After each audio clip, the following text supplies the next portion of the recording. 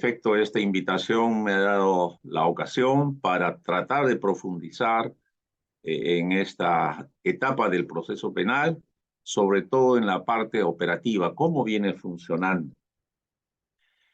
Porque los aspectos teóricos sobre esta institución, la fase intermedia, la etapa intermedia, tiene una amplia bibliografía. También hay muchas conferencias sobre la etapa intermedia. El aspecto en el cual hay poca investigación, pocos aportes, poco escrito, es, digamos, en el análisis crítico de cómo viene funcionando la etapa intermedia en el proceso penal. Y justamente es por eso que me he permitido hacer un esquema muy particular sobre esta etapa intermedia. En una parte haremos, digamos, una introducción muy sumaria sobre los aspectos conceptuales que tenemos sobre la etapa intermedia. Luego, en una segunda parte, tratamos de analizar los principales problemas que en materia de fase intermedia se vienen presentando en los procesos penales llamados emblemáticos y que son transmitidos por el Poder Judicial. Y en una tercera parte abordaremos un tema que se relaciona justamente con la etapa intermedia y que es, digamos, motivo de un debate bastante serio y bastante ríspido en materia de que si efectivamente las resoluciones que desestiman la excepción de naturaleza de acción pueden ser materia de apelación o no cuando son desestimadas. Entonces, a través de este esquema tratamos de, digamos, introducir una forma un poco más realista de la etapa intermedia, no solamente reiterando sumariamente los aspectos conceptuales, sino fundamentalmente tratando de establecer a manera de una motivación para la conversación al final de las exposiciones, cómo viene funcionando, cuáles son las principales observaciones que tenemos que hacer a la fase intermedia. Muy bien, en esta primera parte trataremos de conceptualizar qué entendemos por la fase intermedia como parte de la organización del proceso, el concepto, las funciones de la fase intermedia. Y sobre todo, qué cosas no son las funciones de la fase intermedia, ¿no? Porque a veces en nuestros procesos, como en nuestra actividad procesal, se observa que tan importante como ver cómo debe funcionar es tratar de percibir cómo es que no debe ser utilizada la fase intermedia en este caso, ¿no? Entonces, en efecto, la fase intermedia corresponde a la estructura del proceso. Ustedes saben, digamos, por la parte teórica que se ha estudiado en las universidades, que todos los procesos, cualquiera que sea su naturaleza, tienen que tener una organización, una sistematización, de acuerdo a la actividad que se despliega, de acuerdo a la finalidad que tiene, de acuerdo al rol que corresponde a los sujetos procesales. ¿Cómo se estructura el proceso penal en la mayoría de los países que se adhieren al sistema eurocontinental? La mayoría de los países que acogemos este sistema, especialmente mixto, tiene tres fases. La fase de la instrucción o investigación, la fase intermedia, que es una fase de saneamiento, y el juicio oral. Este es el caso, por ejemplo, de Uruguay, de Brasil, España, Francia y otros países que se adhieren al sistema eurocontinental. En esta dinámica, en este esquema, se concibe la fase intermedia como un filtro previo al juicio oral, ¿no? Y es así que este filtro o saneamiento o depuración del proceso funciona también de manera similar en Italia, en Alemania, en Chile, en Bolivia, en Bélgica, en Costa Rica, en Guatemala, en Inglaterra, en Portugal, de manera que es más o menos generalizado el diseño y también la finalidad y el contenido de esta fase. Normativamente, La fase intermedia es una fase de tránsito entre la investigación que ya se ha realizado y, digamos, el juicio que se puede realizar o no según el resultado de la fase intermedia. Armentadeu considera, por ejemplo, que la fase intermedia es bifronte. ¿Por qué bifronte? Porque tiene dos aspectos. Uno, que es el relativo a analizar qué es lo que se ha hecho durante la investigación preparatoria, ¿no? Y otra, que es la más importante, es que si se cumplen los presupuestos necesarios para pasar al juicio oral. Aquí es bastante importante, digamos, identificar, profundizar los conceptos. Estamos diciendo que uno de los aspectos de la fase intermedia, una fase importante, es que mediante esta etapa preliminar, mediante los debates, el juez tome una determinación previo análisis y debate si están los presupuestos como para ir a juicio. Que se conteste una pregunta. Con estos elementos que existen, ¿vale la pena? ¿Existen los presupuestos para ir a juicio o no? ¿O no están los presupuestos? Si están los presupuestos, si hay un criterio de verosimilitud de la imputación, entonces vamos a juicio. Obviamente no iremos a juicio, no habrá autoenjuiciamiento si en caso no existen esos elementos y por el contrario, queda acreditado, por ejemplo, que están ausentes los elementos que califiquen la conducta o el hecho fáctico como una conducta que pueda ser calificada como delito. Entonces, si se cumplen los presupuestos, vamos a juicio. Si no se cumplen los presupuestos, en realidad debería haber registrada la acusación o en todo caso debe producirse el sobreseimiento. Hay un aspecto que es importante tener en cuenta, señores participantes, y que ustedes lo conocen suficientemente. Existe una base constitucional de la fase intermedia. ¿Por qué decimos esto?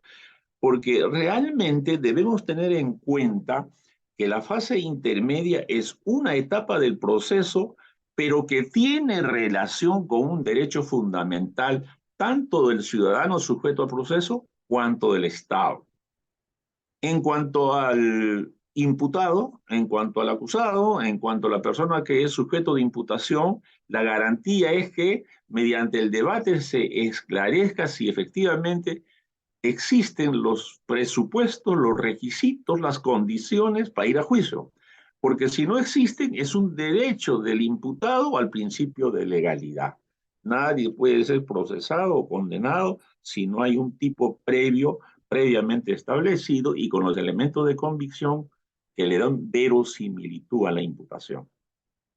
Entonces, la fase intermedia en esta parte funciona como una garantía del imputado para que en esta fase pueda esclarecerse, por ejemplo, su inocencia.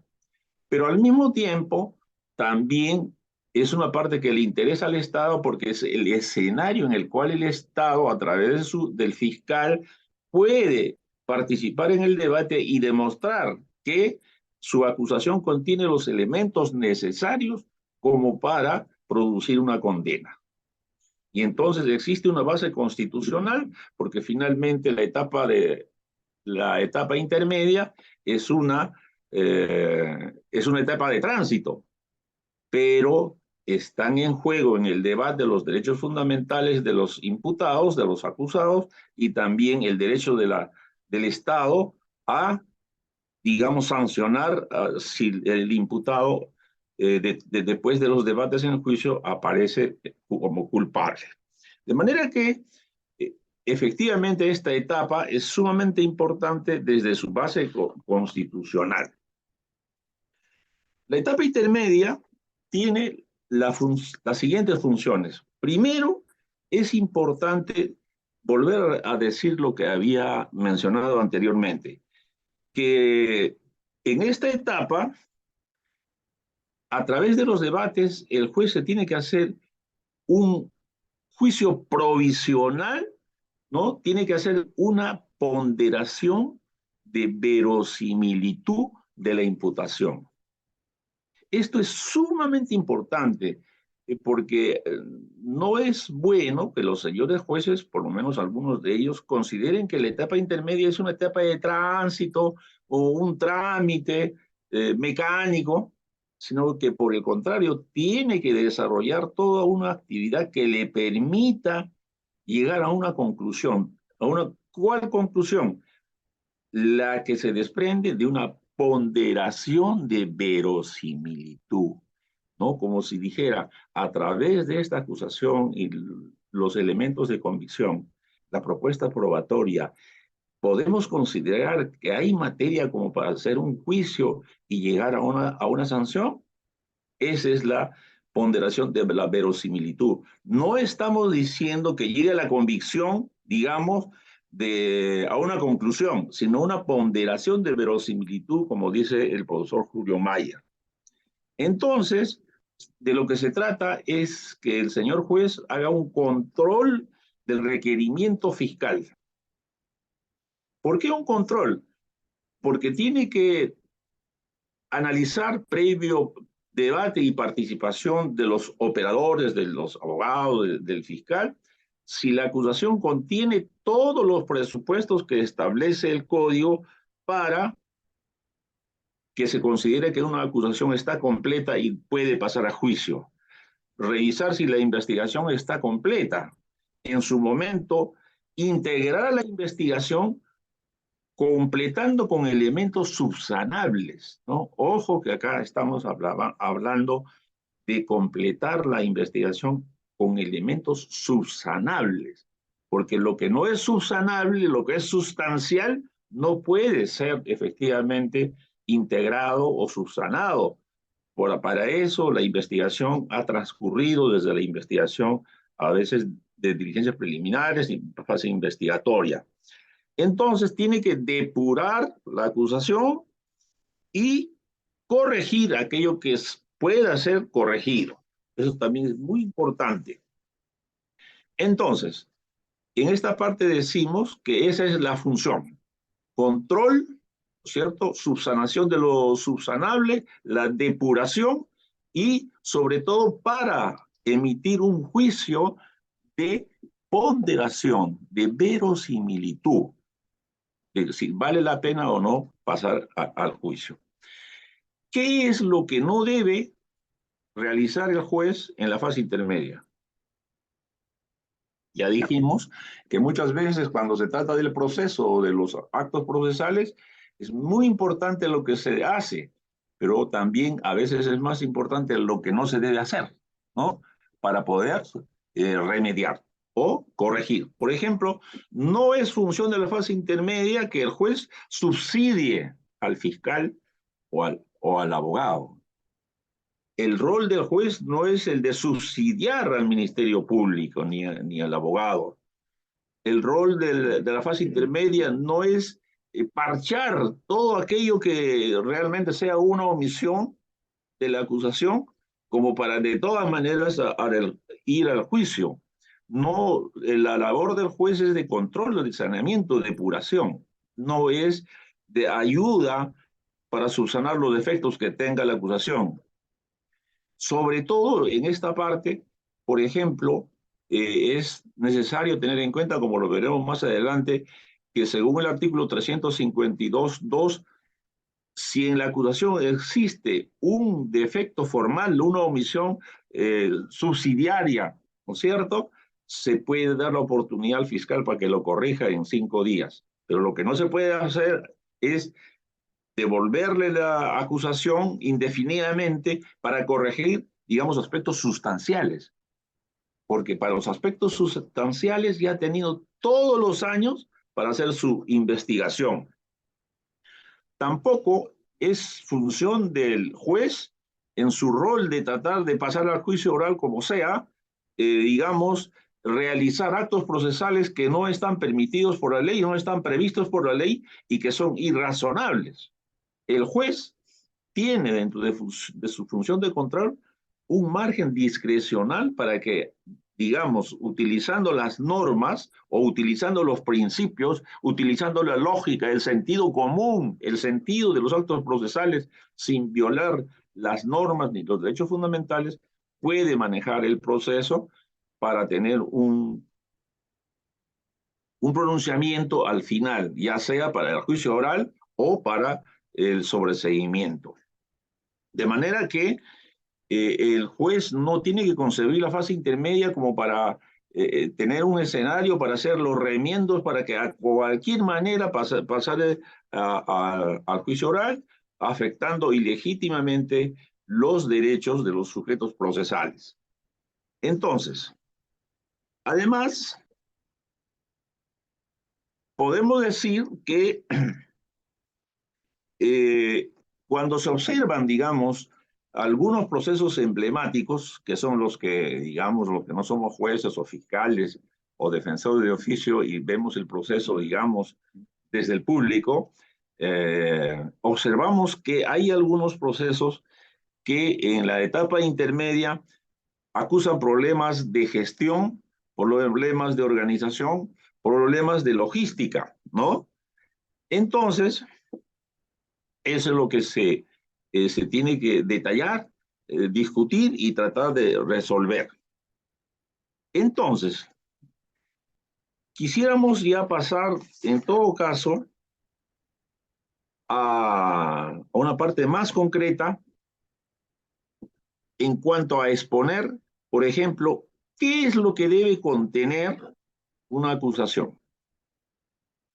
Yo quisiera decir en este momento que podíamos hacer una similitud de qué es lo que se necesita para hacer un juicio con qué es lo que se necesita en un plano para hacer un edificio.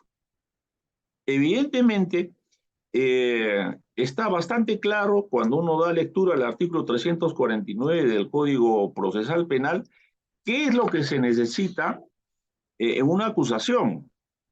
Este artículo 349 a través de sus apartados y en concordancia con el artículo 352 establece que la acusación tiene que tener una relación clara y precisa del hecho que se atribuye al imputado, con sus circunstancias precedentes, concomitantes y posteriores.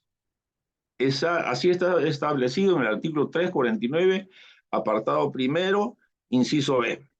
Por tanto, la relación no debe ser imprecisa, no debe ser genérica. Eso en cuanto al primer punto. Además, los hechos imputados y sus proposiciones fácticas tienen que tener elementos de convicción que le den verosimilitud a los hechos que son materia de imputación. Cada proposición fáctica tiene que tener como respaldo un elemento de convicción. Esos elementos de convicción generalmente son los indicios. Naturalmente que podemos hablar de indicios y hay bastante literatura jurídica penal sobre esta materia. Pero si nosotros hacemos una revisión de los casos que vemos, digamos, en la televisión, en el canal del Poder Judicial, observamos que muchas veces hay confusiones de indicios con suposiciones. Y por eso es que me permito leer, digamos, la sumilla de la sentencia del caso Sánchez Paredes, en el cual el ponente, el distinguido maestro y magistrado Francisco Celis Mendoza, pone la sumilla, algo que voy a leer. Y lo voy a leer porque es corto y además así tengo la precisión de expresar lo que el doctor Francisco Celis ha querido decir. En la sumilla de la sentencia Sánchez Paredes, ustedes han leído lo siguiente: una mera sospecha o una intuición, una corazonada o mera conjetura, los pálpitos o mala conciencia no son los indicios. En consecuencia, cuando nosotros, me refiero a los señores fiscales, inician una investigación con conjeturas, sospechas, corazonadas, están haciendo algo indebido, porque no debieran iniciar una investigación, digamos, si no existen indicios. Y así está establecido en esta sentencia y deberíamos tener en cuenta.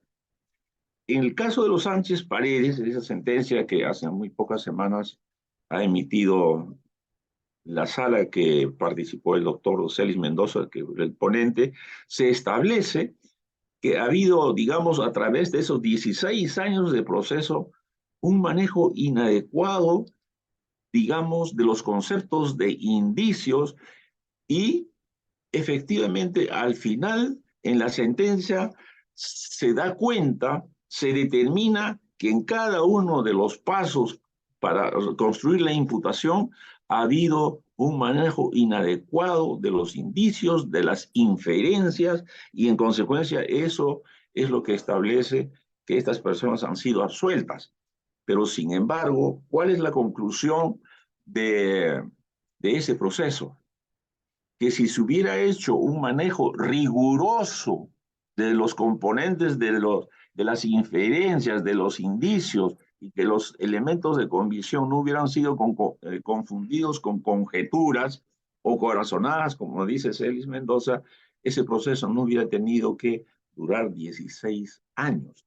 Y entonces creo que una de las conclusiones que tenemos que sacar de estas conversaciones es discutir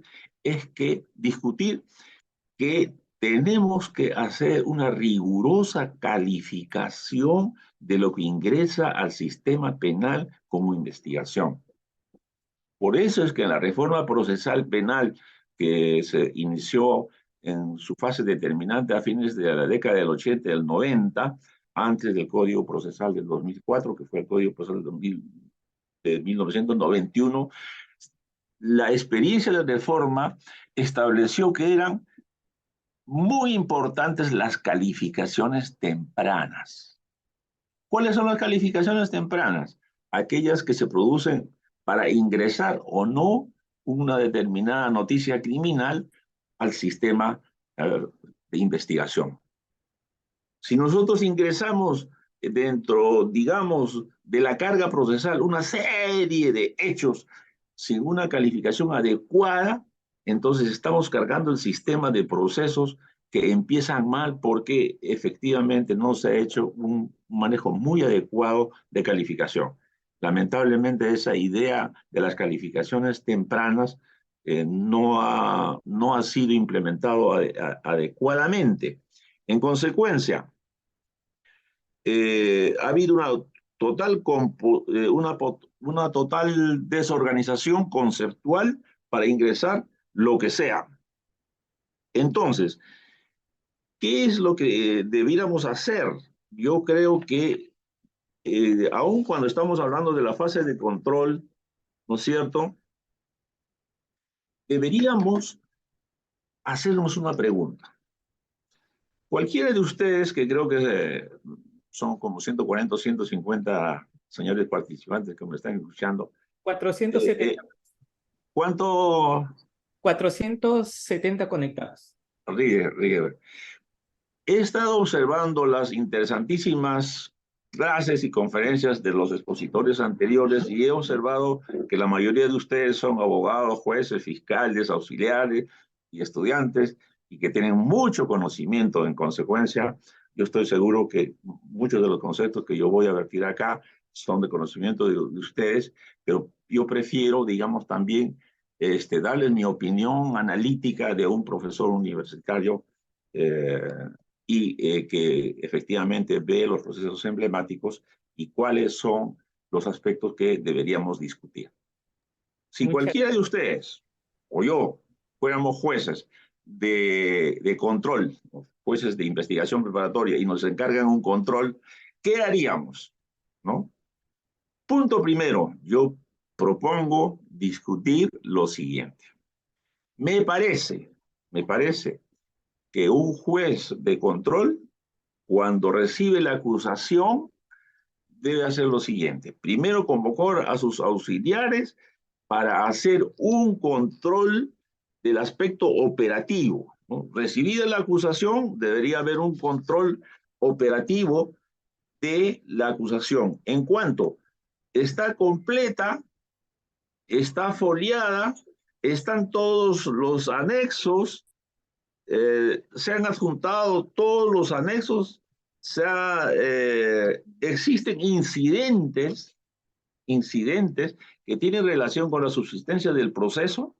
Por ejemplo, se ha observado ya en los juzgados de juzgamiento que muchas veces el juez de control desarrolla todas las audiencias de la fase de control durante meses y a veces años, y después cuando el auto de enjuiciamiento llega al juzgado de juzgamiento, observan que había una obsesión, ¿no es cierto?, que había terminado por archivar el proceso y en consecuencia ya no tiene sentido el autoenjuiciamiento y peor, digamos, el juicio. En consecuencia, cuando estoy hablando una revisión del aspecto operativo, el personal auxiliar, ¿no?, mediante la dirección del señor juez de control, debiera hacer una revisión de todos estos aspectos. ¿Por qué lo digo? Porque en los procesos emblemáticos que ustedes, como yo, hemos observado, lo que se comprueba es que cuando ya estamos en audiencias, los señores abogados reclaman y prueban que faltan páginas a la acusación, que faltan los anexos, que están incompletos, y en consecuencia no tiene sentido que el juzgado despliegue toda una actividad sumamente onerosa para que se dé cuenta que efectivamente faltan aspectos que tienen que ser comprobados mediante el personal auxiliar. Eso es lo que se debiera hacer. Luego, ¿qué se debiera hacer? Se debiera establecer si objetivamente la acusación ha cumplido con poner las partes que tiene que tener la acusación. Ustedes saben que el artículo 349 y el 352 establecen qué debe contener una acusación, ¿no es cierto? Debe tener una imputación clara, debe tener la calificación jurídica, el juicio de calificación, debe tener una propuesta probatoria, debe tener el aspecto de la reparación civil si es el caso, etc. Y en consecuencia, eso es una parte. Pero, ¿qué es lo que se ha observado en algunos casos? Que las acusaciones, por ejemplo, carecen de propuesta probatoria, que las acusaciones no tienen imputaciones individualizadas, que no se hace, digamos, un análisis de calificación por qué los hechos constituirían el delito en materia de la acusación. Esta comprobación no pretende ir al fondo, digamos, de cuáles son los elementos de convicción, ¿no? Si efectivamente en la realidad son pruebas, propuestas que son conducentes, necesarias, útiles, etc. Solamente como cuando vemos un plano. Cuando vemos un plano, el plano, digamos, ha hecho un estudio de los cimientos, del fierro, de las ventanas, cuántos pisos va a tener, ¿tiene o no tiene? Sin entrar al detalle. Entonces, en esta segunda parte, en realidad el señor juez de control debiera, ¿no es cierto?, mediante su personal auxiliar, comprobar si la acusación tiene los componentes que establecen los artículos 349 y 352, sin ir a la discusión. Y para esto, realmente el señor juez debiera no notificar, pero sí poner en conocimiento y transmitir a los señores abogados la acusación, sin que todavía eso implique correr el traslado de la acusación, ¿no es cierto?, y que empiecen a transcurrir los 10 días. Una vez que se realiza esta actividad, debería realizarse una audiencia previa de control, una audiencia previa de control, ¿no es cierto?, audiencia en la cual el señor juez, sin haber empezado todavía las audiencias que son propias del código, debería convocar al señor fiscal y a los abogados y decirle al señor fiscal, el personal del juzgado ha determinado que su acusación no tiene tal cosa, no tiene esto, no tiene lo otro, faltan copias, faltan anexos, y los señores abogados que han encontrado en en la acusación que se les ha puesto en conocimiento. no correr traslado, no se le ha corrido traslado, se les ha puesto en conocimiento. Entonces, en esa audiencia de control que debería hacerse, ¿no es cierto?, se esclarece. El señor fiscal tiene que, el señor fiscal tiene que responder. Señor juez, la propuesta probatoria está en la página tanto, los anexos están en la página tanto, y en consecuencia, si la acusación no tiene los elementos, primero, si la acusación, digamos, tiene hojas que están descompaginadas, no son claras, no están los anexos, se tendría que subsanar y no hacer una audiencia después de 3 o 4 meses de recibir la acusación, hacer toda una audiencia para comprobar aspectos que son totalmente procedimentales o operativos. Esto se puede hacer, esto se puede hacer porque efectivamente está dentro de las atribuciones y dentro de la potestad que tiene el juez de control. No es contra la ley, es una manera adecuada, lógica, de sentido común. No debemos iniciar la fase de control ni hacer audiencias para ver si las copias están incompletas, si no son legibles, si no están los anexos. Eso no debe ser. Eso se debe comprobar administrativamente y con la participación de los abogados.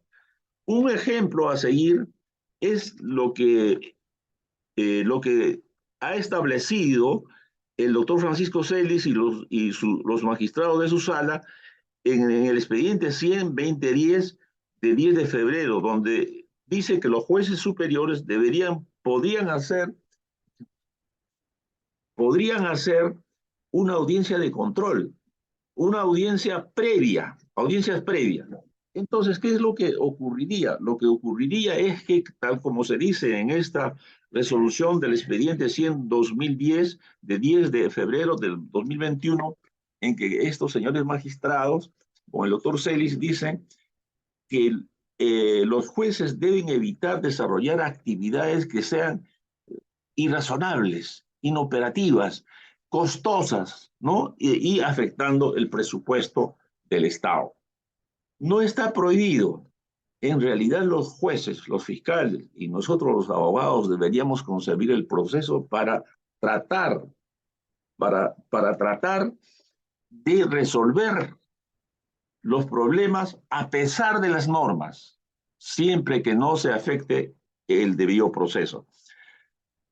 Por ejemplo, en esta resolución que les he mencionado, voy a dar lectura a una parte, dice lo siguiente: de no adoptarse las medidas necesarias, se incurriría en inadecuadas prácticas de dirección de audiencia y de técnicas de litigio que tendrían directo impacto en el dispendio del tiempo empleado. Con ello, la afectación de los recursos públicos concretados en la remuneración de los jueces, fiscales y auxiliares jurisdiccionales, además de recursos de logística material y otros. Entonces, ese es el criterio de un magistrado.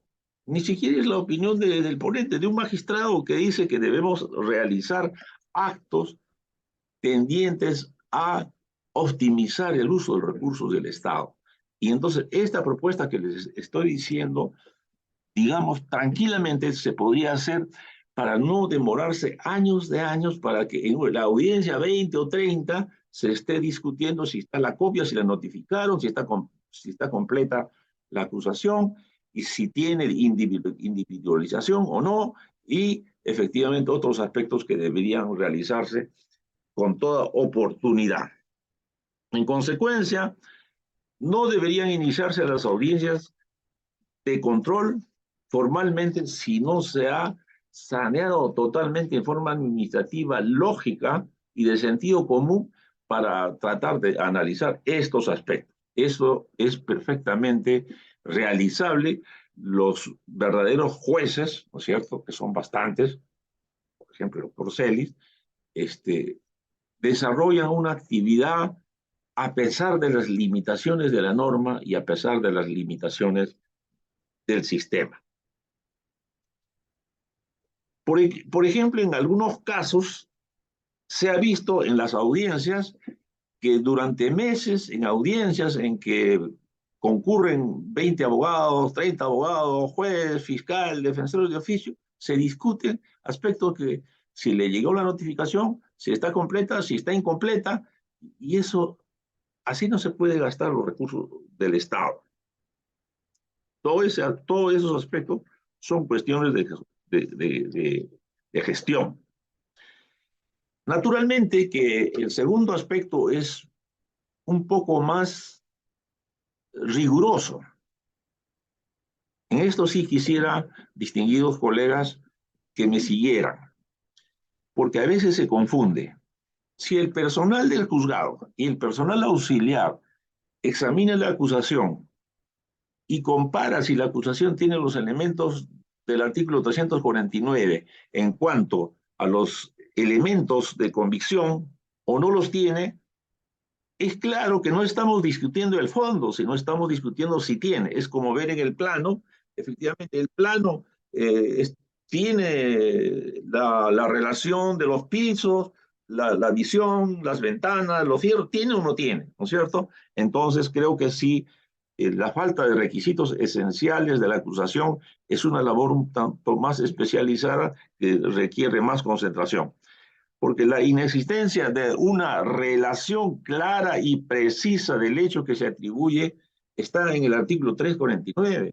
En consecuencia, el juez debiera decir, a ver, muchachos, señores auxiliares, ayúdenme a ver si efectivamente esta acusación tiene una relación clara y precisa de los elementos de convicción, una clara e individualizada imputación, ¿no es cierto? Entonces, lo que sucede es que cuando se ven las audiencias, se pierde muchísimo tiempo en estos aspectos.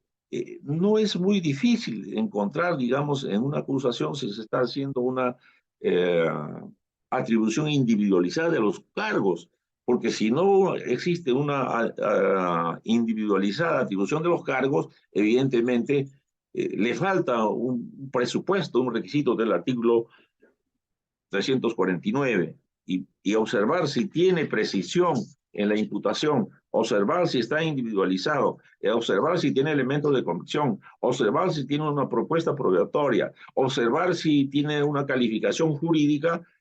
Eso es solamente leer la acusación y verificar si tiene o no tiene. Porque si no tiene, ¿para qué vamos a entrar a audiencias de control que generalmente son bastante prolongadas? Porque en realidad, cuando existe una falta de individualización, falta de elementos de convicción, lo que está ocurriendo no es solamente una omisión, sino es una afectación del derecho de defensa porque no se le da al acusado la posibilidad de contradecir los cargos que son materia de acusación. Hay expedientes, por ejemplo, en el caso de Cocteles, que se han demorado 1 año y medio o 2 años en determinar que no habían elementos de convicción individualizado, que no habían propuestas individualizadas de la parte de la prueba, que no se había determinado en los términos del artículo 352, inciso segundo, la pertinencia, conducencia y necesidad de la prueba. ¿Cuál va a ser el aporte? Y además estaba tan claro y cuando realmente a los meses de presentada la acusación se hizo la primera audiencia, el señor fiscal se allanó a todas las observaciones de los abogados.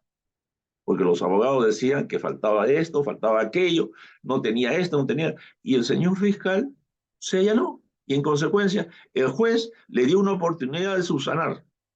El problema es que dentro de la posibilidad de subsanar, le dio también la posibilidad de subsanar aspectos que son sustanciales. Los aspectos sustanciales tienen que ser determinados en la investigación preparatoria. No se puede ir a una acusación omitiendo los aspectos sustanciales y subsanarlos en el juicio, porque el artículo 352 establece la posibilidad de una subsanación cuando es subsanable, no sustancial. Entonces, se reconoció que no existía, y en ese momento, ¿qué debería haber ocurrido? Distinguidos colegas y amigos, si en una acusación los señores abogados sostienen que no hay una imputación individualizada, que no hay elementos de convicción, que no se ha hecho un juicio de tipicidad, porque estos hechos, digamos, contienen el delito que es materia de la acusación. Si no hay una propuesta probatoria, si en la propuesta probatoria se ha determinado, ¿no?, como pruebas todo el expediente, ¿no es cierto? Entonces, ¿qué debería haber ocurrido? Obvio que el señor fiscal tenía que, perdón, el señor juez tenía que haber dicho, bueno, esta acusación, según los abogados, carecía de estos elementos del artículo 349 y 352. El señor fiscal lo ha aceptado, en consecuencia es improcedente la acusación. ¿Pero qué es lo que se hizo? Lo que se hizo, dar 13 subsanaciones para que se vaya subsanando no solamente los aspectos subsanables, sino también los no subsanables. En consecuencia, es sumamente importante tener en cuenta la importancia de una imputación concreta, la importancia de los elementos de convicción. En buena cuenta, está totalmente claro lo que debe contener la acusación. Debe contener lo que está establecido en el artículo 349 y 352. Porque si no, se afecta el derecho de defensa y tarde o temprano esa acusación, cuando se convierte en auto de enjuiciamiento, puede ser devuelto al juez de control. Otros problemas de la acusación, otros problemas que se presentan en la acusación, otros problemas que se ocasionan en la fase de control, también son la alteración de el orden que debe tener las audiencias. Y se altera, digamos, las fases escritas y orales, ¿no? En consecuencia, estos aspectos deben ser subsanados si queremos que la fase intermedia sea una fase que cumpla la función de filtro en el cual el juez se forme el juicio de que si la acusación está completa, si hay, digamos, una verosimilitud de los cargos y si vale la pena ir a juicio. Porque la alteración de los procedimientos afectando el procedimiento predeterminado hace que tarde o temprano, efectivamente, ese proceso, esa fase de control y autoenjuiciamiento puede ser devuelto. Entonces, se debe cumplir rigurosamente el orden que establece el artículo 352 del Código Procesal Penal. Ojo que estamos diciendo que es adecuado, que no está prohibido por la ley, resulta de sentido común, resulta de lógica hacer un control de los aspectos operativos, de los aspectos formales y luego ir realmente a lo que es la fase de control, que tiene un orden, ¿no? ¿Cuál es el orden? El que establece el artículo 352. Primero, en la fase de control debe establecerse el control formal. Segundo, resolverse las excepciones, los medios de defensa. Después, resolver si efectivamente estamos ante un supuesto de sobreseimiento en cuanto a los presupuestos que establece el artículo 344.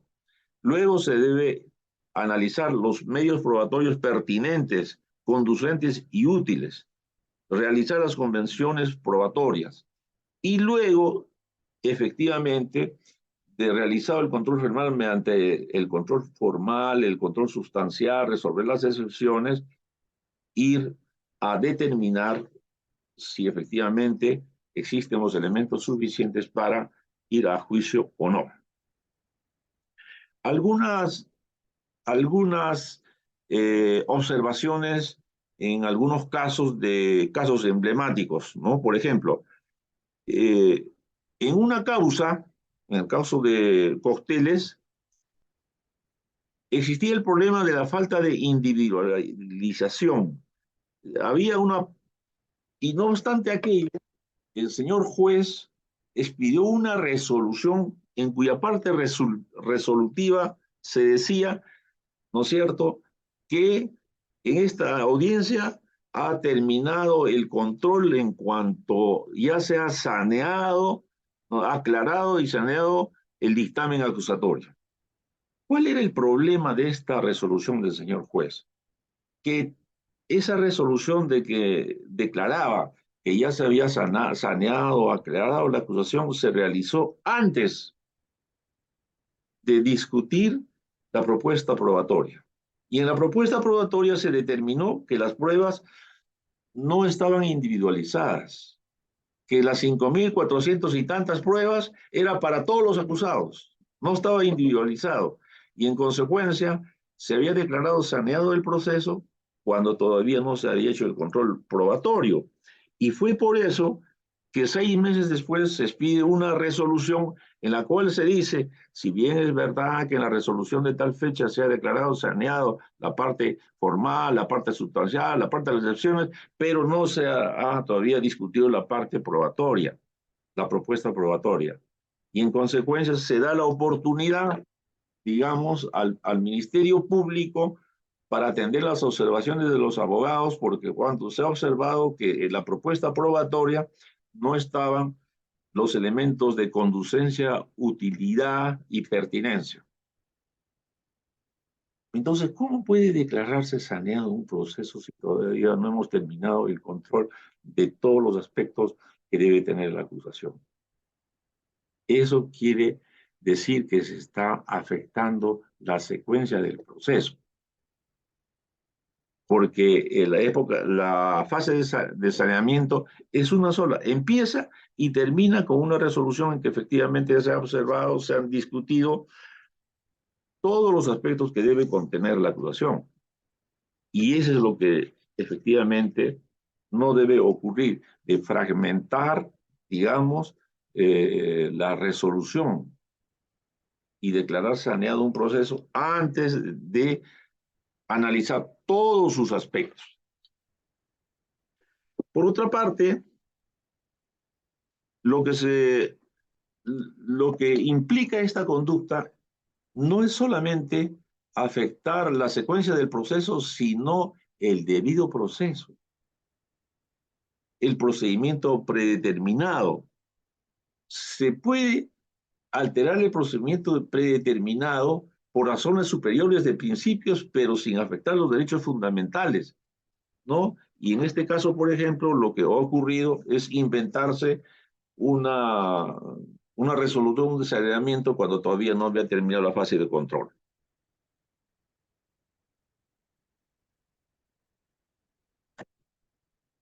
Tal ocurrió también, por ejemplo, con la secuencia establecida en el artículo 351, incisos primero y tercero del Código Procesal Penal. Ahí se determina, en estos artículos y apartados, se determina que la fase de control tiene dos etapas, una fase escrita y una fase oral. La fase escrita es la acusación del señor fiscal y las observaciones de los abogados. Luego que se produce esta fase escrita, se pasa al debate oral. Pero en este caso, lo que ocurrió fue que, como no se había discutido, digamos, oportunamente la pertinencia, utilidad y conducencia de las pruebas, que tampoco estaban individualizadas, el señor juez le permitió al juez, inventándose un proceso que no existe en el código, oralizar estos aspectos de la propuesta probatoria. Y cuando un señor abogado le hizo mención de que eso alteraba la secuencia natural de la fase intermedia, que es escrita y luego oral, es oral, se oraliza, se debate lo que se ha propuesto por escrito. Pero no puede ser que en la fase oral se haga la propuesta de conducencia. Entonces, acá se invirtió la figura y el Ministerio Público oralizó. Y cuando uno de los abogados hizo mención de que se estaba alterando el orden, el señor juez no tuvo otro remedio que pedirle que el señor fiscal nuevamente formule por escrito y luego nuevamente oralice. Y entonces esta clase digamos, de alterar las secuencias del proceso en forma realmente inadecuada, es lo que no debe ocurrir. Se tiene que guardar el orden escrito, oral, y en cada momento hacer una observancia de la ley. Utilizar los límites discrecionales que tienen los jueces y los fiscales, pero sin alterar, digamos, la esencia racional que tiene la organización del proceso.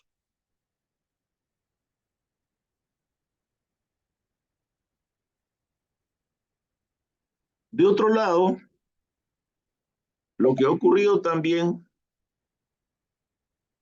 es que se ha distorsionado no solamente en los casos emblemáticos, sino en muchísimos casos, paréntesis, y yo no voy a hablar de los casos de provincias, porque creo que es sumamente adecuado decir que estamos hablando de los procesos emblemáticos que se realizan en Lima, probablemente en provincias, y muchos de los colegas que me están escuchando veo que son de provincias, lo hagan de otra manera, lo hagan en forma adecuada. No debemos generalizar el concepto de que todo el Perú la reforma ha fracasado. Hay lugares en los cuales hay señores jueces fiscales muy estudiosos, rigurosos. También los hay en Lima. No hay que generalizar tampoco generalizar los defectos. Pero estamos hablando no de jueces o fiscales, estamos hablando de actividades procesales que, alejándose de lo que marca el proceso, el código, desnaturalizan la institución. Según el artículo 352, inciso segundo, cuando en las audiencias se observa que hay una omisión, un defecto en la acusación de carácter subsanable, el juez le da una oportunidad al fiscal para que en el plazo de 5 días, ¿no es cierto?, subsane. Pero ¿qué es lo que ha pasado?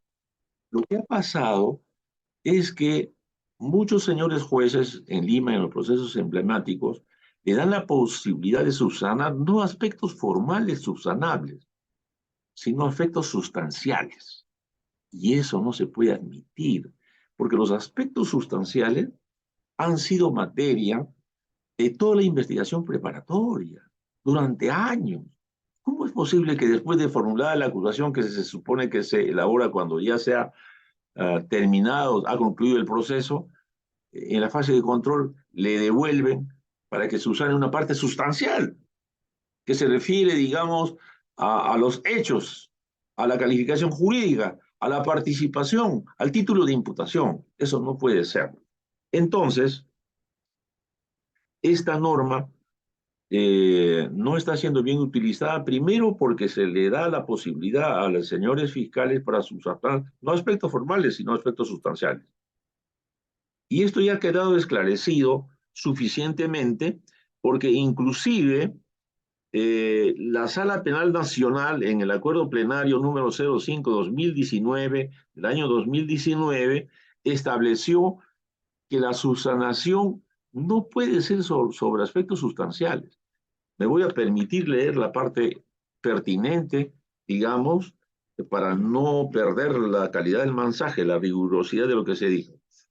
Efectivamente, la Corte Superior de Justicia especializada en delitos de crimen organizado sostuvo lo siguiente, comillas, para realizar las modificaciones, aclaraciones o integraciones ordenadas en la resolución que dispuso la devolución o aquellas que sean sustanciales, vale decir, no se refieren, o sea, la devolución no se refiere, no se debe referir a temas vinculados a la fijación de los siguientes tópicos.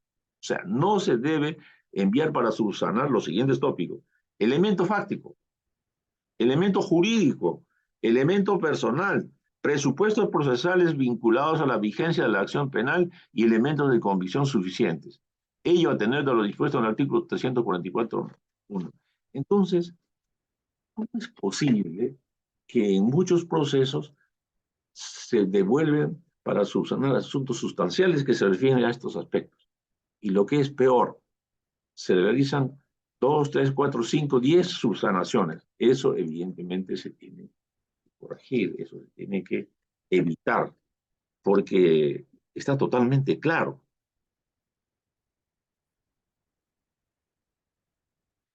De otra parte, lo que se observa también, tal como lo han mencionado diferentes juristas, entre ellos el doctor Celis Mendoza, es que en algunas oportunidades algunos señores jueces encuentran algunos defectos de la acusación en cuanto a partes sustanciales y que no existen los elementos como para hacer una imputación adecuada y de por el contrario se presenta la situación prevista en el artículo 344 y en consecuencia se debería ahí disponer el sobreseimiento. Esa es la opinión de distinguidos profesores, entre ellos el profesor Nakazaki, el profesor Celis Mendoza, el doctor Iberico Castañeda, el doctor Reinaldi Ramón, el profesor Benji Espinosa, el profesor Rátiga Sánchez y Portugal Sánchez. Claro que hay también otros distinguidos que en este momento se me van de la memoria. En consecuencia, el señor juez, tal como dijimos al principio, no debe concebir la emisión del juez de control como un juez que de todas maneras, aun cuando encuentre, digamos, omisiones que no puede subsanar, trate de subsanar, trate de remendar, trate de ayudar, trate de subsidiar al Ministerio Público para de todas maneras hacer una resolución de cualquier manera y emitir un autojuiciamiento. Lo que debe hacer cuando se presentan los supuestos del artículo 344, ¿no es cierto?, sobreseer o en todo caso declarar improcedente la acusación o devolver porque no ha sido subsanado en los términos establecidos en la ley. Porque la devolución, en todo caso, no es una nueva oportunidad para que el fiscal, digamos, mejore su acusación o en todo caso incorpore aspectos que no están en la formalización. La devolución debe ser por única vez y referirse a aspectos subsanables.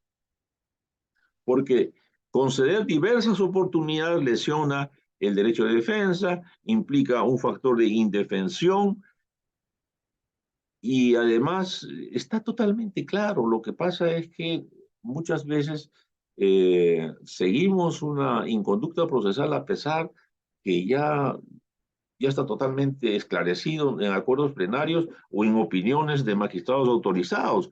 Por ejemplo, el profesor Mendoza afirma que la devolución debe ser por única vez. El profesor Gonzalo del Río sostiene lo siguiente: la fase intermedia tiene que ser ágil y no debe presentar mayores problemas. No tiene sentido devolver la acusación para luego las partes plantear nuevo control formal que obliga a una segunda subsanación. Entonces, uno de los aspectos que nosotros planteamos que deben evitarse, debe discutirse, es que solo debe haber una devolución de un aspecto subsanable y no más de una vez. En el caso Cocteles, efectivamente han habido 13 oportunidades de subsanación y luego se ha admitido inclusive que en algunas subsanaciones se incorporen hechos nuevos, inclusive no formalizados en las disposiciones de la investigación preparatoria. Entonces, creo que estos aspectos deben llamarnos a la reflexión, deben ser analizados debidamente y corregidos, porque si no, vamos a seguir hablando de que la reforma procesal ha fracasado, la etapa intermedia es un caos, ¿no es cierto? Y que los procesos en la fase intermedia a veces se desnaturalizan porque algunos señores jueces creen que su función es de todas maneras coadyuvar o subsanar las omisiones que tenga la acusación para ir a juicio. Y eso finalmente no solamente lesiona el derecho de defensa, sino también el procedimiento predeterminado y la función de la fase intermedia. De otro lado, estas son críticas que, digamos, pueden ser totalmente esclarecidas al revisar los expedientes. No es una crítica, digamos, solamente a algunos señores jueces que emiten estas disposiciones o a algunos señores fiscales. Finalmente, nosotros, y ustedes saben más que yo, es que el sistema, ¿cierto? Nuestras autoridades, nuestras instituciones, no se involucran en el proceso y dejan muchas veces solitarios a los señores jueces, a los señores fiscales, a los señores auxiliares, dándoles una carga inmanejable, sin los recursos logísticos y personal adecuados. Y muchas veces vemos magistrados que hacen un gran esfuerzo personal a pesar de las limitaciones que los mencionan. Hay señores jueces que públicamente en las audiencias dicen que tienen una carga inmanejable, que no existen los elementos, que no existe el suficiente número de peritos, y en consecuencia ahí no pasa nada, porque las instituciones que deben velar por la gestión del sistema realmente los dejan solitarios a su problema, y el juez, el fiscal, el auxiliar es un ser solitario, totalmente abandonado, con una carga inmanejable y difícil de resolver. Es fácil criticar, ¿no? Como en este caso, pero mi crítica no solamente eh, es por las actividades, no los señores jueces, yo no critico a las personas. Muchas veces las personas son víctimas del sistema que los abandona a su suerte. Y además, cuando se critica el proceso, tanto criticamos a algunos señores jueces, a algunos señores fiscales, y nos criticamos nosotros, porque los abogados, los profesores, somos parte del sistema, ¿cierto? Y en consecuencia, esta es una apuesta de analizar estos aspectos por personal tan calificado como ustedes, porque yo he escuchado en las preguntas que han hecho a los profesores que anteriormente han expuesto que son magistrados, son fiscales, etcétera.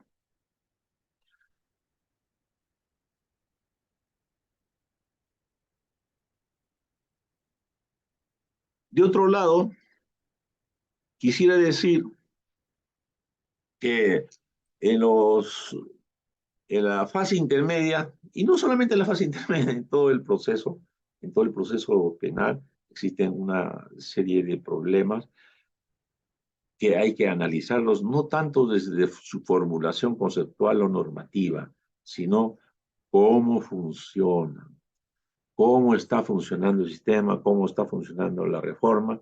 Y claro que hay algunos aspectos que son más conceptuales, teóricos, y justamente uno de los aspectos conceptuales y teóricos que se viene discutiendo en las últimas semanas o meses es el aspecto de que si cabe o no la apelación de la resolución que rechaza una decisión de naturaleza de acción, una razón de improcedencia de acción.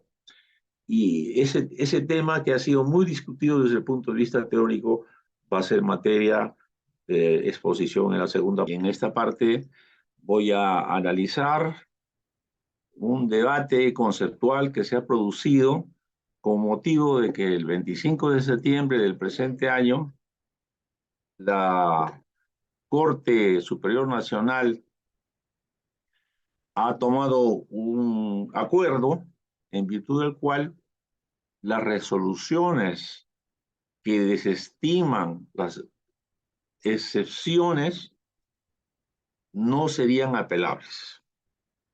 Esto es sumamente duro porque después de 17 años, efectivamente, la sala penal especializada acuerda en este tema que en adelante las resoluciones que desestiman las excepciones de improcedencia de acción no serán apelables cuando no se declaran fundadas.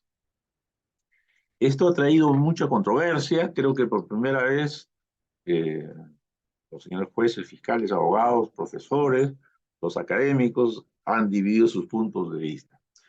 Unos académicos están de acuerdo en que no se debe conceder la apelación cuando la excepción es desestimada.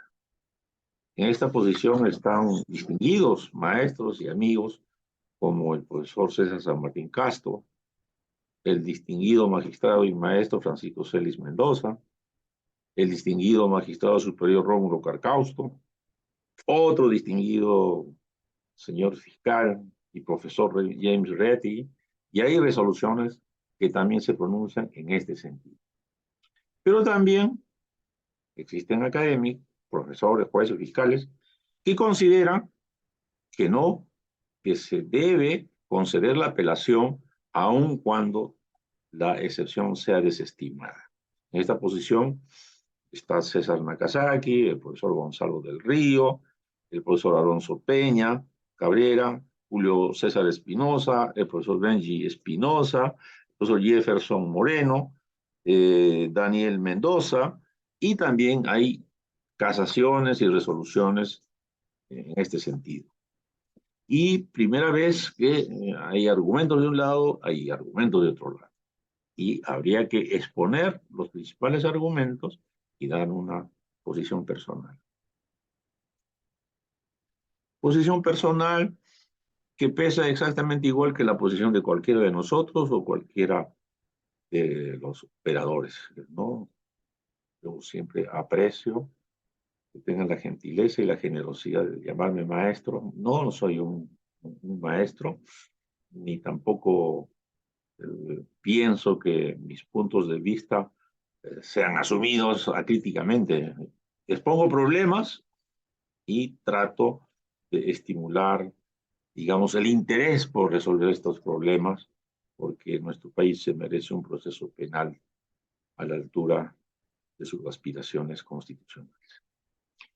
Muy bien, ¿cuál ha sido el primer argumento? Me parece uno de los argumentos más importantes para sustentar que no es apelable la resolución que desestima una excepción. Se sostiene que el legislador ha determinado que la excepción de improcedencia de acción tiene dos tipos de trámite. Un trámite cuando el proceso está en fase investigatoria, investigación preparatoria, y una manera de resolver un trámite, un procedimiento, cuando la excepción se formula en la fase intermedia. Que en la investigación preparatoria procede la apelación, que en la fase de control no.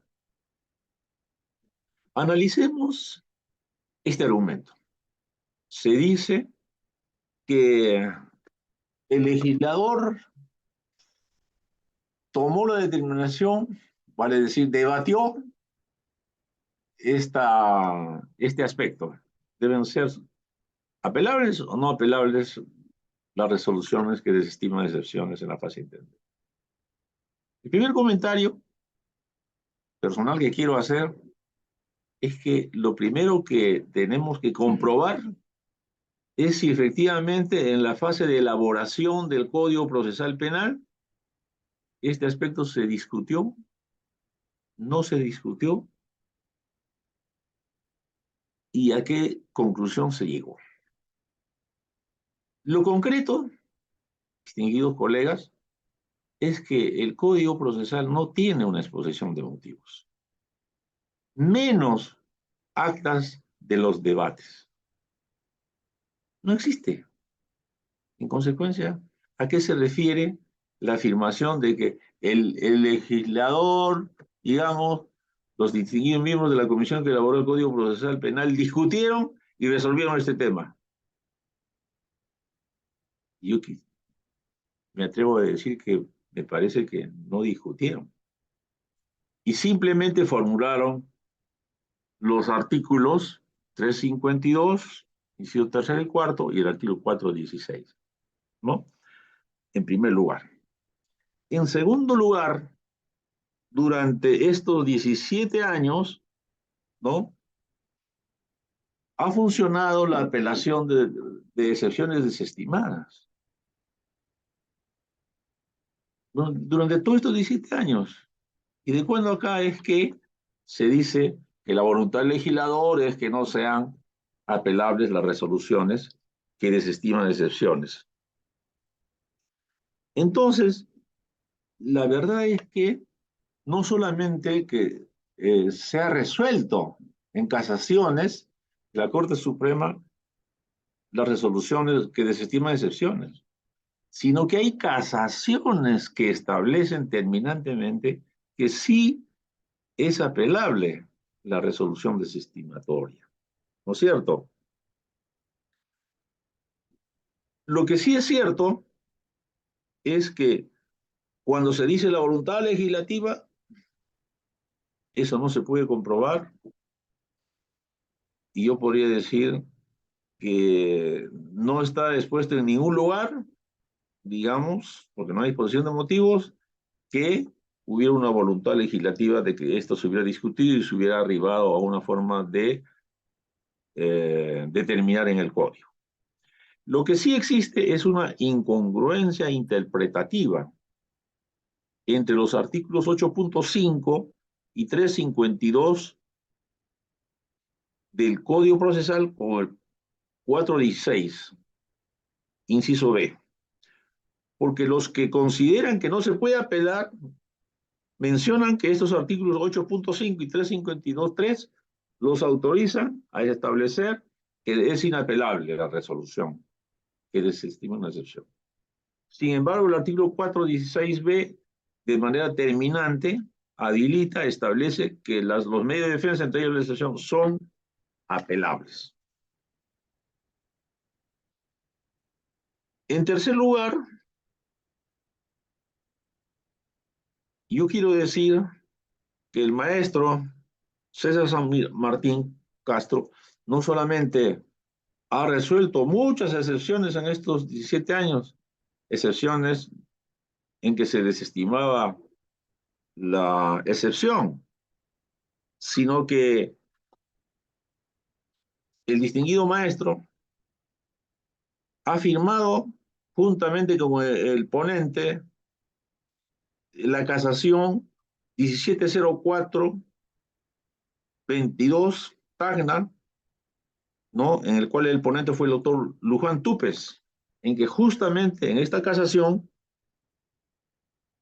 cuya fecha es 3 de julio de 2023, ahorita nomás, se establece que sí es apelable la resolución que desestima la excepción. Me voy a permitir leer una parte, digamos, que es la parte octava del considerando octavo. Esta casación, cuyo ponente es el doctor Luján Túpez y cuyo presidente de la sala es el doctor San Martín, dice lo siguiente.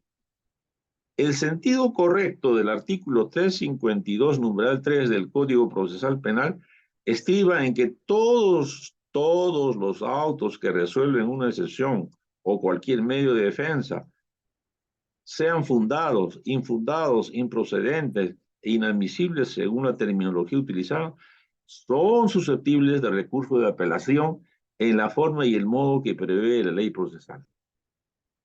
Todo lo cual se condice con la línea de jurisprudencial que esta Sala Penal Suprema estableció en otros casos. Entonces,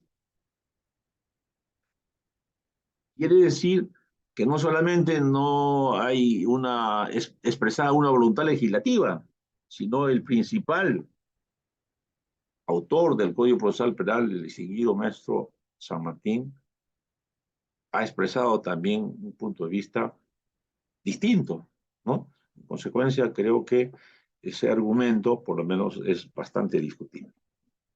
Segundo, el gran magistrado y profesor Celis Mendoza también está de acuerdo en que no se debe conceder apelación de las resoluciones desestimatorias de excepciones, porque él sostiene, entre otros argumentos, que la apelación, ¿no es cierto? El derecho al recurso sí es un derecho fundamental de la Constitución, pero es de configuración legal. Y la configuración legal está en el artículo 352, inciso 4, y tercero también, naturalmente, que establecen que no se debe conceder apelación. Ese argumento de que el derecho al recurso es un derecho fundamental, pero de configuración legal, ese argumento es totalmente cierto. El hecho también es que la configuración legal, es decir, el código procesal, no puede legislar de manera contraria a, al núcleo esencial o el núcleo constitucional de un derecho fundamental. Acá es importante, distinguidos colegas, analizar algo que voy a proponer. Esta es una proposición. La excepción es un medio, es un instrumento para hacer prevalecer un derecho fundamental mucho más importante. ¿Cuál? El principio de legalidad. Ningún ciudadano puede ser procesado o condenado por un acto o omisión que no esté claramente establecido en el código, principio de legalidad, en el Código Penal. Entonces, si la excepción es un instrumento, es una herramienta que tutela un derecho fundamental, el Código Procesal Penal no puede establecer una norma que limite o prohíba la apelación. Paréntesis. Es uniforme la afirmación de que el código no contiene ninguna prohibición explícita a conceder apelación en casos de excepción desestimada. No. Es una interpretación que se hace a los 17 años de vigencia del código. En consecuencia, en esto discrepo con todo respeto con el maestro Celis, a quien le tengo una consideración muy especial por su gran calidad. De otro lado, también el doctor Celis sostiene que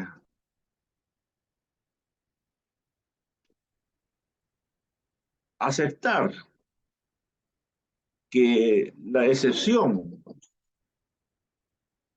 sea materia de apelación es causar una, digamos, una carga procesal adicional, ¿no? Que efectivamente se va a superponer se va a superponer tantas apelaciones en la Corte Suprema y eso va a retrasar el proceso. Y yo creo que ese argumento no es de recibo, porque si los señores jueces no manejan de manera adecuada y fluida las impugnaciones, no se puede hacer descansar en los acusados la consecuencia de esa inoperancia. De otra parte, el profesor Celis Mendoza considera que si el sobreseimiento tiene una norma en que no es impugnable cuando se desestima, y ahí no se está discutiendo cómo es que se va a discutir, digamos, la excepción cuando es desestimada.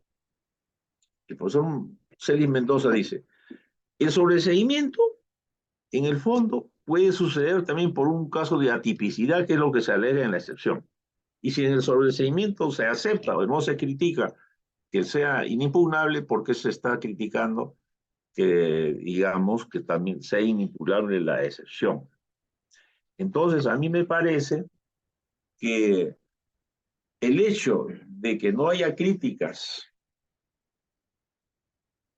en cuanto a la inimpugnabilidad del sobreseimiento, eso no legitima, digamos, que se prohíba la apelación en los casos de la excepción. En consecuencia, este argumento tampoco me parece aceptable. Porque el mismo profesor, el doctor César, el profesor Celis Mendoza, también está de acuerdo que, digamos, existe muchas impugnaciones que están, digamos, para subir a las salas superiores, que hay un embalse, ¿no? Inclusive, me permito leer el doctor Celis, unas frases del doctor Mendoza. Dice, comillas, que una etapa intermedia demore, pues, la vida de una persona, que una etapa intermedia agote los recursos, no solamente los recursos públicos, sino los recursos vitales de las personas, donde todos se agobian.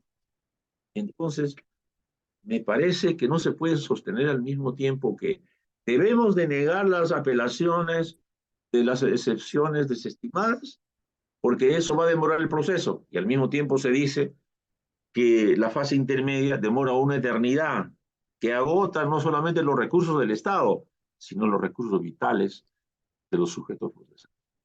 Entonces, el proceso está muy prolongado, existe una demora, una dilación terrible.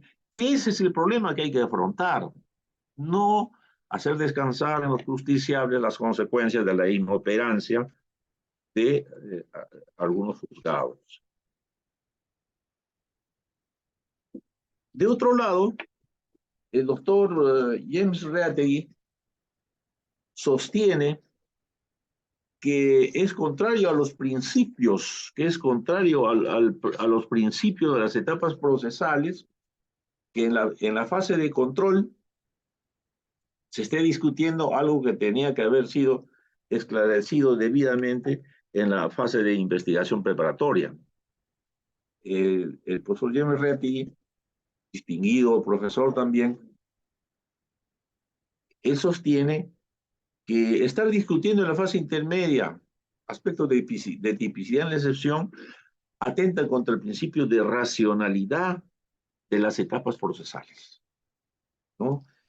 Y en realidad yo creo que también esta afirmación, digamos, es contradictoria con la irracionalidad con que se manejan algunos procesos en la fase intermedia y en todas sus fases. Entonces, si estamos en el campo de la irracionalidad, ¿cómo invocamos la irracionalidad de una parte para decir que se tiene que limitar el derecho de defensa de los procesados? Nuevamente en este aspecto me permito invocar, argumentar lo que sostiene el profesor Celis Mendoza, porque él es un magistrado de un amplio conocimiento, de una amplia experiencia, de una valentía innegable, y realmente es un distinguido magistrado cuyas opiniones personalmente, y creo que muchos de nosotros, si no todos, admiramos mucho. ¿Qué dice el profesor Celis Mendoza? Comillas, hay sectores que todavía están en metástasis. Esta suerte de tejidos malignos, como de pronto el formular la acusación, devolver la acusación, no subsanar la acusación, regresar la acusación, devolver la acusación, eso simplemente es un tejido maligno que lo que está haciendo es generar todo un bolillo enredado de trámites no previstos. ¿Cuántas veces se devuelve la acusación al Ministerio Público? Esto es un absurdo. Es parte, obviamente, de esta suerte de desorden que ha generado como tal un proceso de una etapa intermedia que demore 2 años. Dice mucho ya de los problemas que afronta. Ciertamente, pues, algunos lugares han fracasado completamente. Es una etapa zombie. No sanea lo que debería sanear. Realmente, con tantos años de enseñar derecho procesal, de aprender derecho procesal, a mí me da una gran tristeza leer esto. No por lo que efectivamente está escrito, sino que efectivamente es verdad, que hay resoluciones que merecen estos calificativos con tanta valentía sostiene el maestro Celis Mendoza. Pero decirle al doctor James Reategui que no se preocupe tanto de la irracionalidad supuesta de la impugnación de excepción de hipoteca de sanción. Si justamente la irracionalidad está en lo que el maestro Celis califica de metástasis, de zombie, de una etapa muerta. Y si la etapa muerta lo hacen algunos señores jueces, entonces nos damos cuenta que no distingue cuál es el objeto de la fase intermedia, cuáles son sus finalidades. Y no distinguen el elemento de convicción con propuestas probatorias, actos de investigación con actos de prueba. Porque como los muertos no piensan, entonces no pueden pues distinguir estos conceptos que necesitan cierta base conceptual para poder tener una verosimilitud cognitiva y actuar debidamente.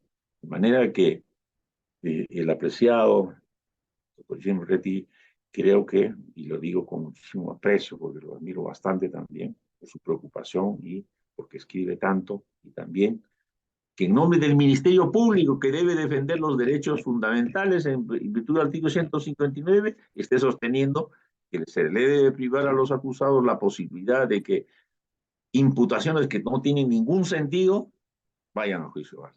En consecuencia, este argumento creo que no es suficiente. Por eso es que comparto las opiniones de los profesores González del Río, Benji Espinosa, Alonso de Peña, Julio César Espinosa, en cuanto a la excepción de improcedencia de acción, tutela la prohibición de someter a un juicio a un inocente, cuando está claro que no hay elementos suficientes para sostener una imputación. Que la prohibición de la apelación no puede ser tácita. La prohibición no puede ser producto de una interpretación restrictiva, que no se debe, digamos, sostener, no se debe afectar el principio de igualdad entre el Ministerio Público y las partes.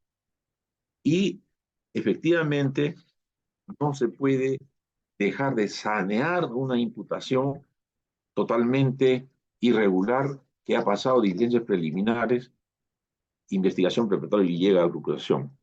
Además, creo que acá no existe un conflicto normativo, sino la negativa de aplicar una norma expresa que es el artículo 416. Y si existe un problema, para eso está el artículo 7.4 del Código Procesal. Está el principio pro homine, el principio pro actione, la tutela judicial efectiva, el principio de igualdad procesal, el derecho de defensa. Yo creo que este acuerdo plenario es desafortunado, implica una afectación del derecho de defensa y es producto de comprobar que en algunos casos ha habido un embalsamiento de apelaciones y que esta desafortunada situación de haber embalsamado apelaciones no se puede resolver a costa de limitar un derecho fundamental, porque como vuelvo a repetir, la excepción no es una institución por sí misma, es una herramienta para tutelar el principio de legalidad. Parece que en el proceso penal nos hemos desensibilizado, no estamos sensibles, estamos insensibilizando por la demora de los procesos. Nos parece normal que los procesos demoren 30 años, 25 años, 15 años, y como dice el profesor Celis, que haya un desgaste de los recursos del Estado en mantener procesos que realmente no tienen razón de ser y fundamentalmente porque también afectan una parte de la vida de los sujetos procesales. Creo que el reto es retomar los principios de la reforma procesal penal, no abdicar de los sueños que han tenido los que nos han precedido de tener un proceso penal adecuado y acorde con la Constitución. Y justamente las 400 o más personas que nos están escuchando creo que tienen un reto de continuar en la brega de proporcionarle a nuestro país un proceso penal que establezca en la realidad de lo que establece la Constitución, el artículo 44, el derecho de los ciudadanos sujetos al proceso de mantener sus derechos y el derecho de la sociedad de vivir en paz y tranquilidad social. De manera que eh, espero, aspiro a que estas ideas sean discutidas, probablemente por personas con muchísima más experiencia y conocimiento que yo, pero que efectivamente no abandonemos el interés y el derecho que tiene nuestra sociedad a tener un proceso penal que cumpla las dos aspiraciones, la tutela de los derechos fundamentales y el derecho de nuestra sociedad de vivir en paz y tranquilidad social. Me someto a las preguntas que el distinguido auditorio pueda hacer. Muchas gracias. Muchísimas gracias, maestro, a todos nuestros participantes también que han estado muy atentos a la sesión. Ahora sí, les toca a ustedes. Por favor, es una pregunta por estudiante. Sé precisos, ¿sí? Siempre activando su cámara para darles pase al audio, ¿sí? Muy bien, por favor, y recordar, es una pregunta por estudiante. Sé precisos, ¿sí? Muy bien, estimada doctora Mierta, adelante, por favor, puede activar su audio. Ok, muchas gracias, doctor Rieder. Y buenas noches, doctor.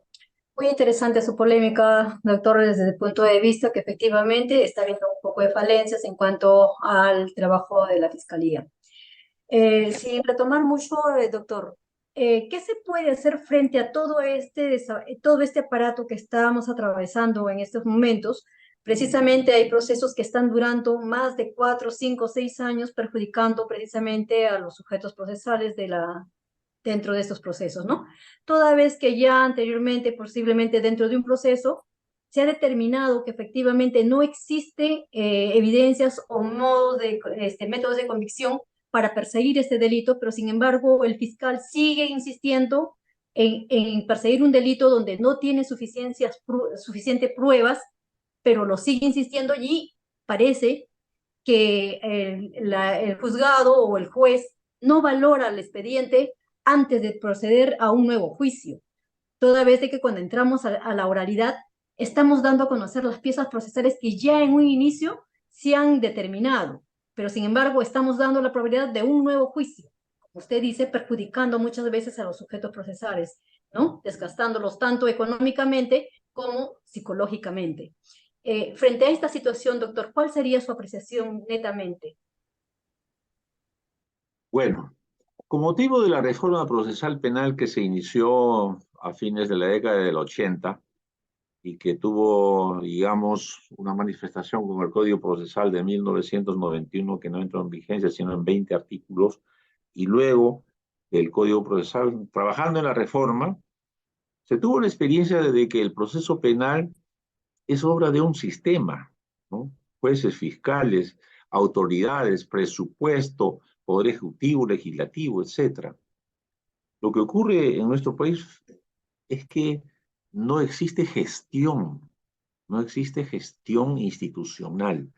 Los señores jueces, los señores fiscales son abandonados, digamos, muchas veces a su suerte, sin los elementos presupuestales, logísticos, tecnológicos, como para cumplir su función. Hemos visto en muchas audiencias, o casos emblemáticos, que los señores jueces, los señores fiscales, se quejan de la carga inmanejable que manejan, de las limitaciones que tienen, y no pasa nada.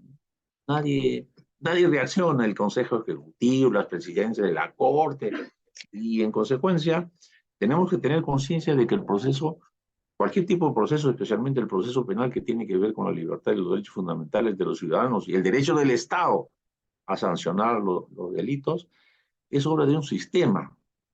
No se puede dejar a los jueces, fiscales y policías solitarios, y deben haber mecanismos de control y, en consecuencia, mecanismos de cooperación.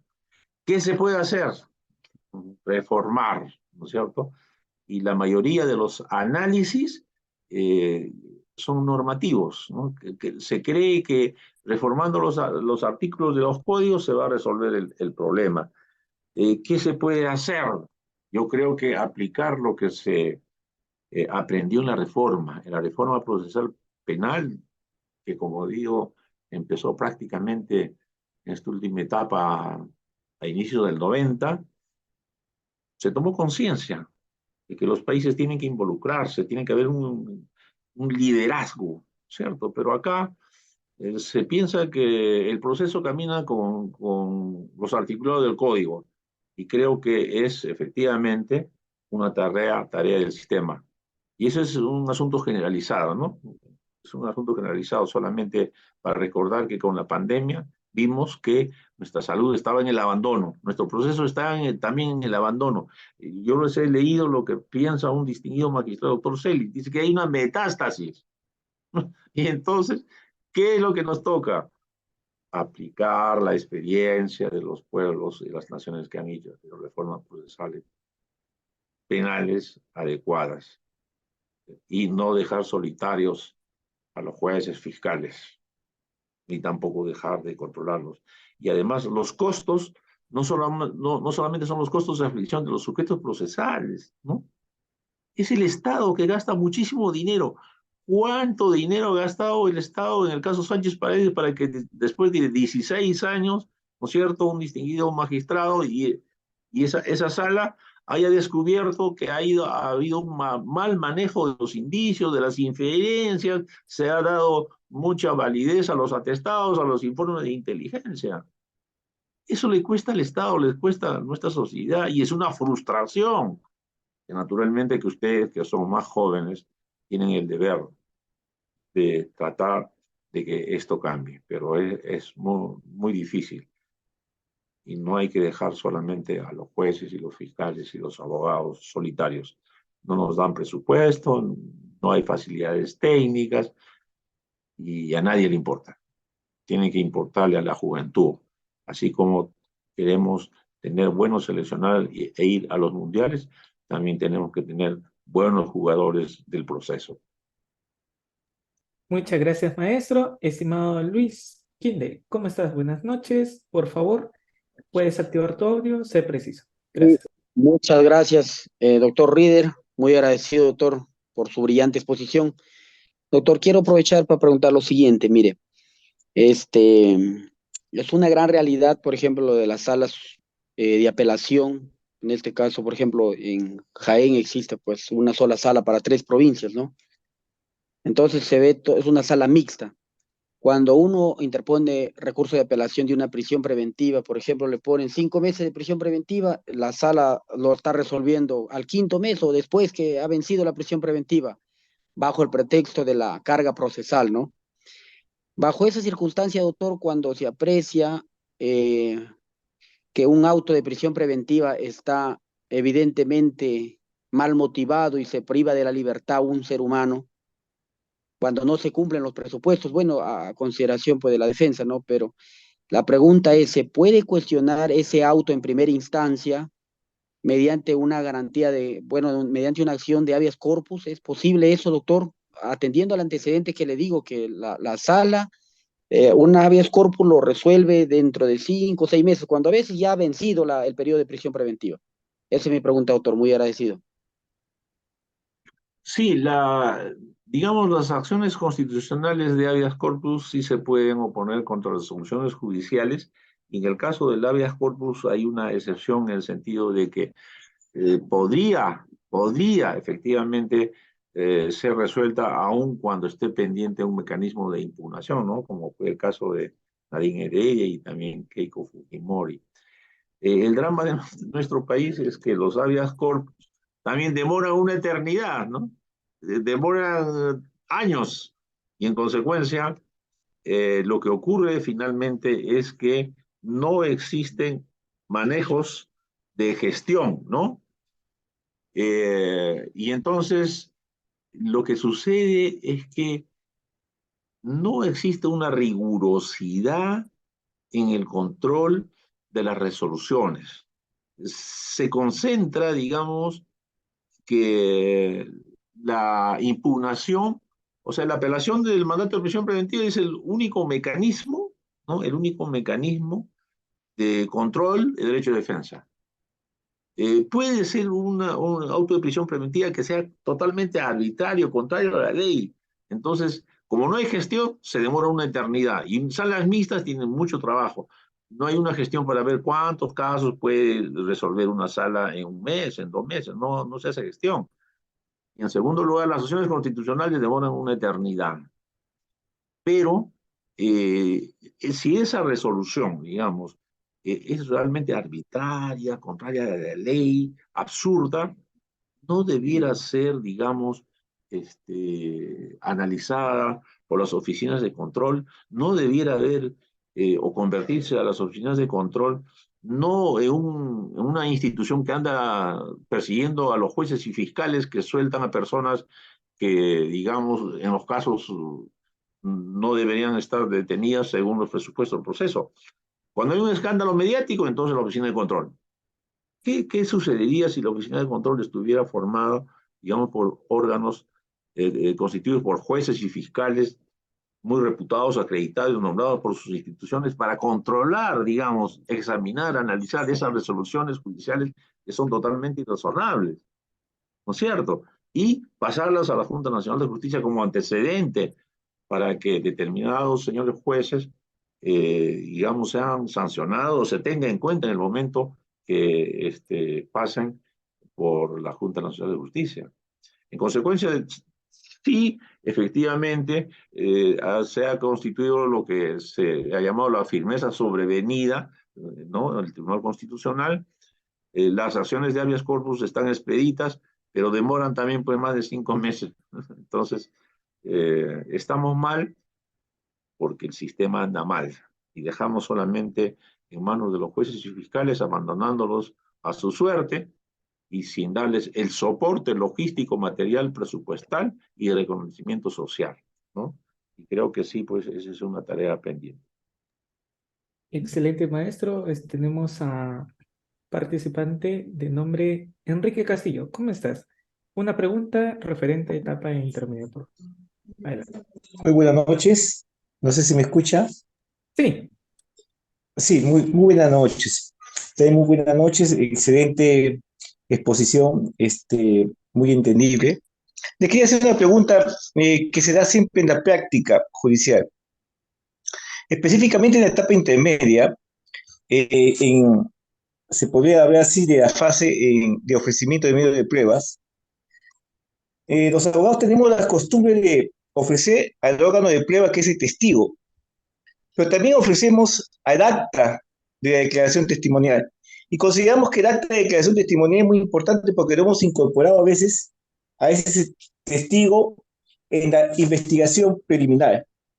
Pero en algunos casos hay jueces que admiten al testigo como órgano de prueba y también a su acta de declaración testimonial que se brindó en la etapa preliminar. Como también hay otros jueces que solamente aceptan al órgano de prueba, que es al testigo propiamente dicho, y consideran que no es impertinente el acta de declaración. Entonces, ante esas dos posturas, quería preguntarle a usted, maestro, ¿cuál sería la más adecuada según la norma procesal penal? Muchas gracias por su pregunta. Enrique, en realidad está claro que la testimonial es una prueba personal en el juicio, ¿cierto? Y su declaración en la fase de investigación preparatoria no es una prueba documental que se debe ofrecer como tal cuando el testigo tiene que responder en el juicio, no solamente ante los jueces o el juez, sino soportar las preguntas de los abogados. De manera que en forma excepcional, cuando por un motivo inevitable, digamos, el testigo no concurre, porque está fuera del país, ha fallecido, está enfermo, solamente en esos casos se puede recurrir a su testimonial en investigación probatoria, pero no es pertinente presentar tanto, ofrecer como prueba para el juicio tanto la declaración personal del testigo como su declaración. Entonces creo que hacen bien los señores jueces que tienen esta concepción. Además, la mayoría de los profesores ya tienen este punto de vista, tienen un aspecto conceptual que es claro, que el testigo es una prueba personal, que no puede ser sustituida normalmente por la prueba documental, por una supuesta prueba documental de su declaración.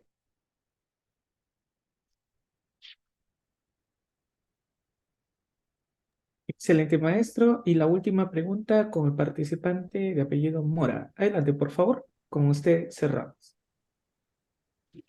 ¿Me escuchan? Buenas noches. Sí, adelante. Y lo escuchamos. Doctor, muy amable, gracias por darnos esta cátedra principalmente y a todos los doctores que se encuentran conectados en esta plataforma virtual. Tengo una duda, doctor. Espero que me la pueda absolver con todo respeto y consideración.